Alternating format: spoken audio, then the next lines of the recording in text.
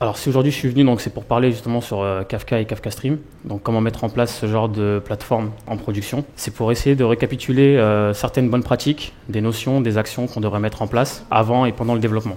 Donc je vais expliquer justement un peu toutes ces petites ces tips à prendre en main avant de commencer et surtout de s'amuser. On va commencer donc au commencement. Donc tout ce qui est avant le développement, certaines questions qu'on ne se pose pas ou qu'on a du mal à se poser nous en tant que développeurs, certaines actions qu'on aura à mettre en place. La deuxième partie va se focaliser surtout sur l'intégration avec les systèmes existants, donc notamment tout ce qui est des applications legacy, les bases de données traditionnelles. Et enfin, je vais faire une troisième partie qui va se concentrer un peu plus sur les tests et les différents types de tests que l'on peut avoir quand on développe ce genre de microservices avec Kafka Stream. Tout d'abord, le sizing du cluster initial. Donc on a tendance à l'oublier nous en tant que développeurs, un peu comme la sécurité, on se dit qu'on fera ça après, mais en fait c'est un truc à y réfléchir au début. Donc notamment les brokers Kafka. 3 nœuds minimum, suffisamment de RAM, donc 32 Go pour des petits clusters de 3 nœuds par broker. Pourquoi 32 Go de RAM? Alors il faut savoir que Kafka, c'est écrit, Kafka Core est écrit en Scala et toutes les librairies autour sont écrites en Java. Et donc elles tournent toutes sur la JVM. Il ne nécessite pas beaucoup de mémoire, cependant elles utilisent beaucoup de mémoire off-heap car elle a un système en fait d'écriture qui permet d'écrire directement sur le page cache sans passer par tout le process système d'écriture standard. 12 cœurs minimum. Au niveau des disques, 6 fois 1 Tera. Du RAID ou du JBOD, les deux sont pris en compte, récemment pour le JBOD d'ailleurs. Au niveau des disques, pourquoi des disques et pas des SSD? Alors on s'est rendu compte que finalement les performances avec des SSD n'étaient pas beaucoup plus performantes pour deux raisons. La première c'est que Kafka utilise des accès écriture, lecture asynchrone, mis à part pour le démarrage et l'arrêt, et que de ce fait tous les weights du système se font en arrière-plan. La deuxième raison c'est que Kafka utilise en fait une structure qu'on appelle le log et qui permet en fait d'ajouter des données séquentiellement les uns après les autres. Tous les systèmes récents sont capables maintenant de gérer des ajouts séquentiels sur des file systems. On n'a pas besoin d'effectuer de ce qu'on appelle des random access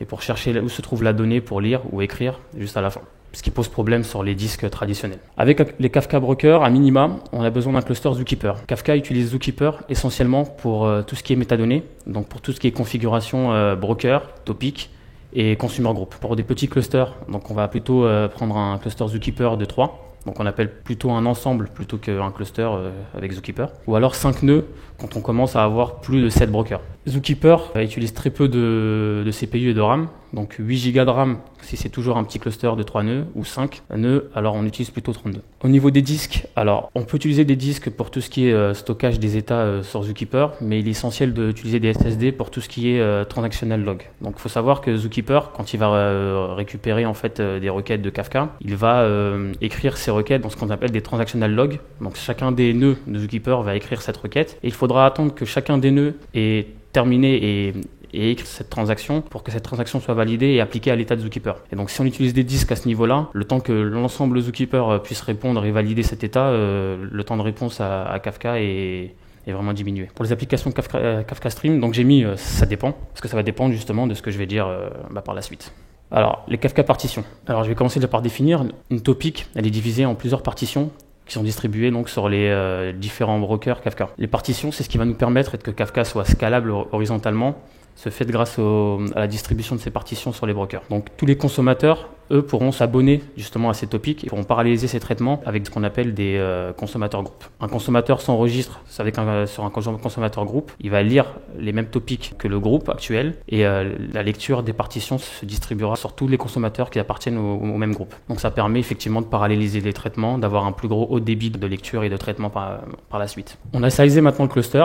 Initialement, on a au moins les configurations minimales. On veut maintenant le sizer pour commencer à développer, même si, comme je l'ai dit tout à l'heure, on évite souvent de le faire. On se pose la question du nombre de partitions. Donc, comme je l'ai dit tout à l'heure, un minimum de 3 nœuds pour un cluster Kafka. Donc, par défaut, on est à la création de topic un minimum de 3 partitions. Donc, une partition par nœud. C'est configurable par l'utilisateur justement au moment de la création. Combien de partitions il faut utiliser? Alors, comme je l'ai dit, plus il y a de partitions et plus vous pourrez être scalable horizontalement. Le nombre de partitions implique par contre des inconvénients, donc des impacts.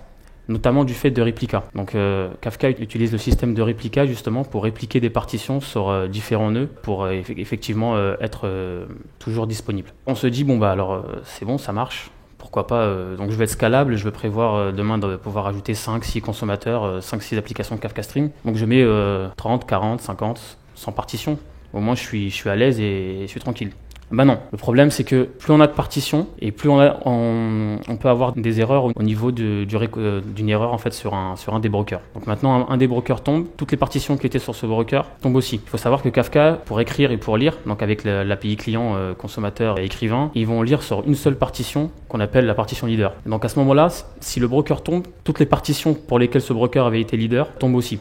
À ce moment-là, Kafka va élire un nouveau leader parmi les réplicas sur les autres brokers restants. Et donc plus il y a de partitions, plus vous en avez créé sur le broker et plus ça va prendre du temps pour que Kafka reprenne un état stable et pour qu'il puisse continuer. Ça, c'était le premier impact. Le deuxième, tout simplement, c'est que par défaut, Kafka, il a un seul thread pour répliquer en fait ces données. Les consommateurs et les écrivains, ils vont écrire sur une seule partition leader et chaque broker ensuite a un seul thread pour répliquer ces données sur les réplicas, sur les autres brokers. Plus vous avez de partitions sur un seul nœud, et puis ça prendra du temps aussi pour les répliquer. Surtout si vous avez défini au niveau de vos API clients un ACK à all, donc qui va nous permettre d'attendre que tous les nœuds aient bien réussi d'avoir le bon message avant de le renvoyer. Le troisième impact, cette fois-ci, ne se situe pas au niveau broker, mais au niveau client. Au niveau client, que ce soit consommateur ou producteur, on a des batchs par partition. Je prends l'exemple du producteur. Un producteur qui va écrire sur plusieurs partitions va prendre en mémoire plusieurs batchs par partition. Et donc plus vous avez de partitions sur ce broker-là, plus il y aura énormément de batchs et plus il y aura énormément de mémoire, d'empreintes mémoire du côté client. Donc vous allez me dire, si on ne peut pas le faire comme ça, qu'est-ce qu'on doit faire? Alors il n'y a pas de formule magique, même si on a une qui est assez parlante, c'est quel est le débit attendu. Généralement, quand on effectue une mission, on a souvent un taux qu'on doit respecter, un taux d'écriture dans une base de données, un temps de réponse. On prend ce débit justement, qu'on va nous téter, donc c'est le débit attendu que l'on veut en termes de performance, nous, pour nos applications, et on va calculer avec le débit qu'un consommateur va lire sur une partition. Donc on va noter le débit du consommateur C et le débit du producteur sur la partition S. À ce moment-là, vous allez diviser en fait ces deux valeurs par le débit voulu que vous vouliez avoir, et vous allez avoir deux valeurs, et vous prenez le maximum de ces deux valeurs pour établir approximativement, en tout cas, le nombre de partitions nécessaires pour la topic. Et vous faites ça effectivement pour toutes les topics sur lesquelles vous allez utiliser. Et vous prenez toujours le maximum de ces valeurs. Même si c'est une méthode, comme je l'ai dit, elle n'est pas infaillible. La deuxième chose qu'il faut faire, comme je le disais, il faut le faire avant le développement, c'est les tests. Alors Kafka nous donne deux scripts. Donc qui derrière exécute des fichiers .class tout simplement. Donc consumer perf test, donc qui va tester justement les performances des consumers, donc tout ce qui est débit. Là j'ai mis certaines configurations mais pas toutes. Il faut savoir par exemple que le batch size n'est plus présent et que maintenant on peut directement donner grâce à un attribut consumer config toute la configuration d'un consumer classique que vous pourriez donner lors d'un développement. Donc vous donnez par message le nombre du message attendu, la liste des brokers Kafka, et effectivement le groupe du consumer group dans lequel vous voulez joindre. À ce moment-là, effectivement il faut d'abord préparer que la topic soit bien créée, qu'il y ait des données à l'intérieur pour qu'elle puisse les lire. Et vous pouvez effectivement spécifier aussi le débit attendu. Donc j'ai fait un petit exemple. Donc ici j'ai dit que je voulais prendre 10 millions de messages. Donc j'ai donné un nom de app name. J'ai donné un consumer config avec des properties, donc avec un batch size, avec différentes ACK all et certaines notions. Et on a ce genre de résultat. Alors là j'ai pris que les deux premières lignes, mais il faut savoir que les consumers ils pollent à intervalles réguliers et que tant qu'il n'a pas terminé de lire ces 10 millions de messages, il va vous mettre normalement à chaque fois la ligne au fur et à mesure. Donc là on a bien 5 colonnes. Donc la première colonne va vous dire le temps et l'heure, en fait la date et l'heure à laquelle il a commencé, à laquelle il a bien réussi à récupérer les messages.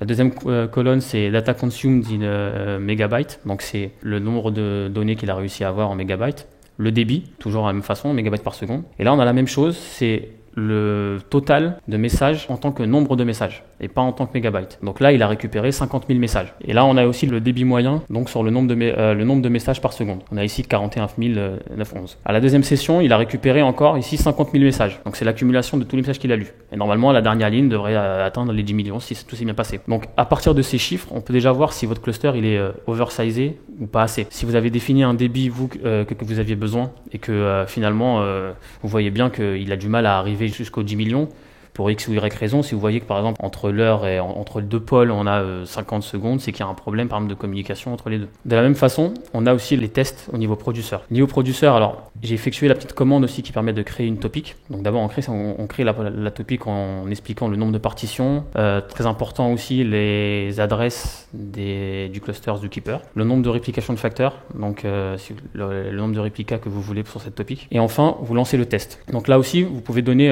comme je l'ai expliqué, un produceur config. Et là encore, on a cette fois-ci une ligne de résultat. Ici, je lui ai dit, lis-moi 100 millions de messages. Donc je lui dis que chacun des messages ici que tu vas me créer font 1000 bytes. Et je lui donne ici certaines properties, donc notamment l'adresse de Kafka et le batch size que j'ai mis à 100 bytes. Donc là, il me dit quoi? Il me dit voilà, j'ai commencé à 13h43, j'ai fini normalement 12 secondes plus tard. J'ai bien un record size à 1000 et un batch size à 1000. J'ai réussi à récupérer 95 MB avec un débit de 5 mégabytes par seconde. Et j'ai réussi à récupérer 10 000 messages. Vous allez me dire, ouais, 10 000 messages, c'est pas les mêmes. Alors, ce qu'il a fait, c'est qu'effectivement, Kafka, il batch. Donc, quand il va batcher, en fait, ces messages, il faudra diviser les 10 millions par le batch size, par 100. Et vous allez arriver exactement sur 100 000 records qu'il a bien réussi à créer. Donc là aussi, vous allez pouvoir voir si votre topic est correctement partitionné et s'il va falloir rajouter des partitions ou pas assez. En ordre de grandeur, ce qu'on pourrait donner, c'est ne pas dépasser 2000 à 4000 partitions pour chaque broker. C'est vraiment la limite haute. Donc là, vous vous dites c'est bon, normalement on a un cluster qui est correctement sizé et on n'a plus qu'à commencer à développer, globalement. Et ces microservices alors, qu'est-ce qu'ils ont à voir là-dedans? Je vais souvent parler de l'application Kafka Stream, de topologie, donc ça se réfère souvent à ce que j'appelle moi aussi des microservices. Est-ce que Kafka peut s'appliquer à cette logique? Alors, j'ai envie de dire oui, parce que sinon je ne serais pas là. Comment définir un microservice? Alors, je vais essayer de le vulgariser avec une définition que j'apprécie. Un microservice, c'est un composant logiciel donc qui va répondre à une fonctionnalité, à un besoin fonctionnel précis et cohérent, et qui va s'interfacer avec d'autres microservices pour créer un ensemble d'applications. À partir de cette définition, je peux retenir deux éléments. J'ai parlé d'une seule fonctionnalité et j'ai parlé d'une interface, s'interfacer. Donc c'est pas pour rien. Le Single Writer Principle ou Single Writer Pattern préconise qu'un seul producteur peut écrire sur une seule topic. Du point de vue gouvernance des données, ça implique que l'application qui produit cette donnée en est propriétaire et que personne d'autre ait le droit normalement d'écrire sur celle-ci. En partant de ce principe, on peut voir déjà que le Single Writer Pattern, elle rejoint la première moitié de la définition d'un microservice. Donc le fait que ce microservice réponde à une seule fonctionnalité et une seule seulement. Déjà là, avec ce genre de pattern, vous allez déjà pouvoir visualiser en fait le nombre de topologies, le nom de microservices que vous devriez avoir, grossièrement. Le deuxième truc à mettre en place, en fait, c'est de mettre en évidence des topics publics. Qu'est-ce que j'entends par topic public? C'est des topics dans lesquels je vais pouvoir, dans d'autres applications, je vais pouvoir lire, m'abonner et lire ces messages. Donc on a, à l'inverse, on a des topics privés, notamment Kafka Stream, qui utilisent ces topics privés et qui sont en interne, intermédiaires pour des calculs, pour calculer des états. Et donc on n'a pas besoin de divulguer que ce soit le schéma ou autre chose et que c'est juste un usage interne. Donc ces topics publics, c'est bien, mais Kafka, il stocke des bytes. Et c'est là qu'on a le schema registry qui va nous permettre justement de rejoindre la deuxième moitié de la définition que j'ai donnée et qui matche le mot interface. Le schema registry va nous permettre en fait de définir ce qu'on appelle des contrats d'interface. Donc c'est un contrat entre deux parties qui va nous permettre d'échanger un schéma. Donc ces schémas sera stocké dans le schema registry avec des appels REST. À ce moment-là, qu'est-ce qu'on a? On a le single writer pattern, des topics publics dans lesquels un seul composant peut écrire et plusieurs applications peuvent s'abonner. L'écrivain va écrire et va soumettre un schéma sur le schéma registry. Les consommateurs, eux, les applications Kafka Stream qui vont lire sur cette topic, vont aller récupérer le schéma dans le schéma registry, il va pouvoir relire le message, ou les messages d'ailleurs. Maintenant, on peut effectivement mettre avec les nouvelles versions du schéma registry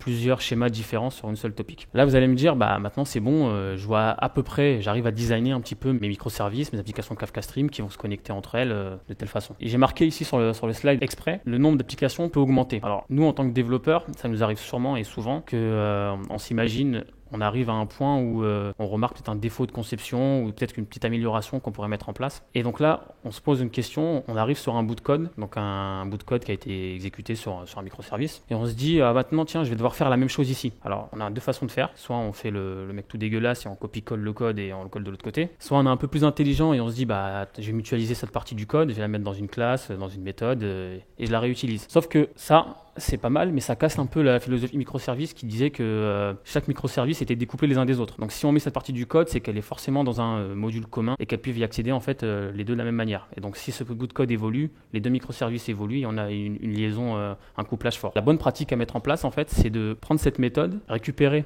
le résultat qu'elle retourne, plutôt de créer une nouvelle topologie, donc une nouvelle application Kafka Stream qui va prendre ce bout de code, qui va résoudre cette règle métier que vous avez implémentée, plutôt que de rendre la donnée avec un return tout simple d'une méthode, l'écrire sur une topic Kafka. À partir de là, cette topic Kafka devrait être publique et les deux microservices dans lesquels vous vouliez utiliser le même bout de code s'abonneront à la même topic pour récupérer le résultat. Et là, on a un découpage encore plus fin de microservices qui peut normalement se passer que pendant le développement. On ne peut pas prévoir ce genre de choses à l'avance. Alors c'est bien, mais comme on le dit souvent, on a du code legacy, on a des bases de données standards, on n'utilise pas tous du microservice. Donc pour ça, il y a deux patterns.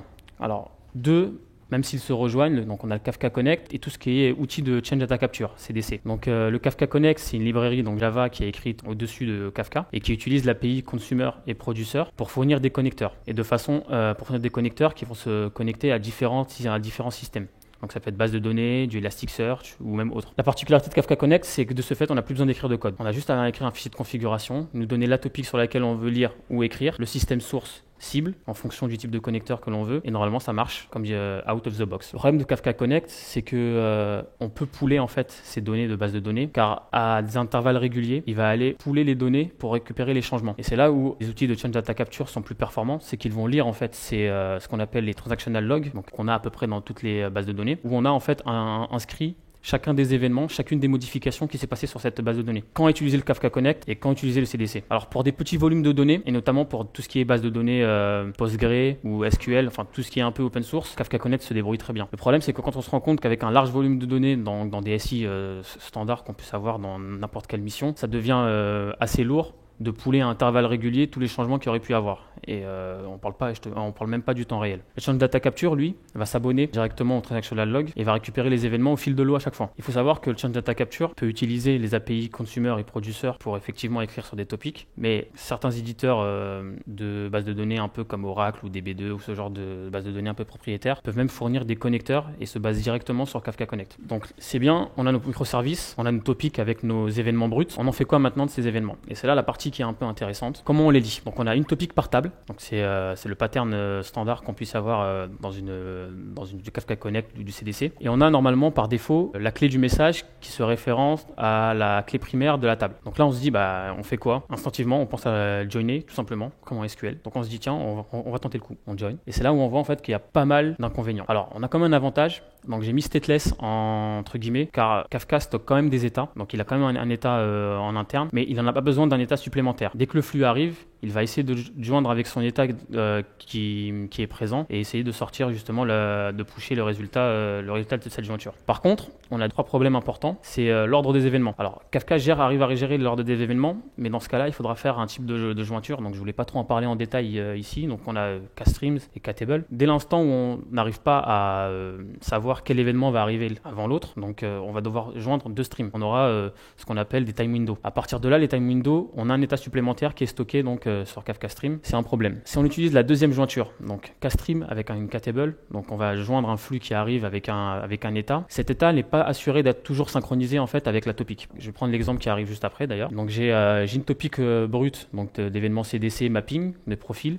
Donc on prend un client tout simplement. Donc on a bien le schéma 1 ici qui est associé à la topic mapping et le schéma 2 qui est associé au topic profile. Je vais essayer de joindre, ça marche, c'est nickel. Là je vais attendre en fait, si la mapping arrive avant, la time window va me dire tiens j'attends le profil et inversement. Le problème c'est que maintenant j'ai une troisième jointure qui arrive. Tiens là j'ai un problème, je vais le joindre avec quoi? Avec le résultat. Donc là ça veut dire si maintenant j'ai un flux adresse qui arrive avant, je vais devoir attendre que soit il y a un flux mapping ou qui est un flux mapping et un flux profil pour que la première jointure se fasse et ainsi que la deuxième se fasse. Donc déjà on a les états qui grossissent, donc plus d'espace disque et en plus on rajoute une complexité. Et donc si on s'imagine encore avec plusieurs flux, donc ça m'est déjà arrivé moi de bosser avec des référentiels qui proviennent d'une quinzaine ou d'une vingtaine de flux, ça devient vite ingérable. On a le deuxième pattern et on se dit tiens, aggregate en SQL c'est bizarre, je vais en faire quoi? Alors déjà je vais parler des avantages. On n'a pas d'impact au niveau des événements. Qu'importe si un flux arrive l'un avant l'autre, il passera toujours par la même pipeline, toujours synchronisé parce que j'envoie en fait je pousse le message une fois que l'agrégation c'est fini. Donc une fois que toute l'agrégation c'est fini, à chaque fois. Facile à implémenter, on va le voir par la suite. L'inconvénient, c'est que l'aggregate aura toujours des états. Donc l'espace disque sera vraiment conséquent du côté Kafka Stream et du côté client. Donc l'état va grossir au fur et à mesure que vous rajoutez et que vous allez agréger des données. Le deuxième impact, donc on a effectivement au niveau state store, au niveau disque, c'est aussi la topic d'événements. Plus vous avez d'événements, plus la topic grossit. Donc soit vous avez un système avec du CDC,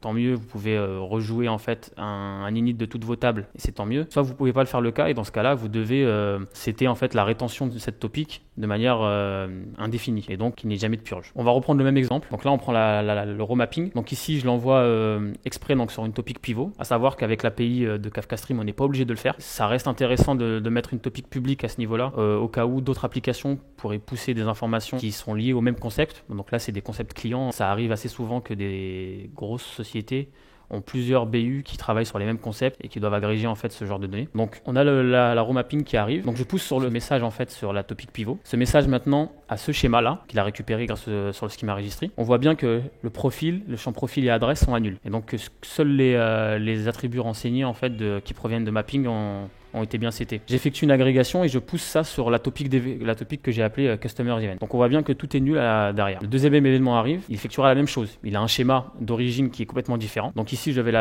l'écrire sur ce qui s'appelle la topic pivot. Donc elle aura le même schéma que le premier message. Cette fois-ci, c'est le mapping qui est à nul et la donnée profil qui est bien renseignée. À partir de là, j'agrège ces données et on a bien en fait une agrégation avec la donnée mapping et la donnée profil. Et vous pouvez imaginer aussi la même chose qui s'effectue avec adresse. Alors, à partir de là, on peut imaginer en fait à rajouter des flux autant que l'on veut sans qu'il n'y ait aucun impact, si ce n'est sur disque. On est d'accord que c'est quand même beaucoup plus simple que de faire un join, en tout cas sur Kafka Stream. Je vais faire un petit récapitulatif. Le CDC, il va extraire donc ces événements bruts. Nous, ce qu'on va considérer de faire en fait, j'ai besoin de savoir si je vais m'abonner à ces événements. Je vais créer une application qui va lire et consommer ces messages, qui va les pousser sur une topic publique qui s'appelle Customer Event parce que c'était Customer Event pour ce cas-là, mais ça va être votre topic d'événement sur laquelle la topic publique que vous devrez utiliser sciemment tout le temps. Et j'effectue un aggregate juste derrière et je push sur sur cette topic. J'ai des clients et je veux savoir maintenant m'abonner à n'importe quel événement client. Comment je vais faire? Alors il y a deux astuces. Alors la première, c'est déjà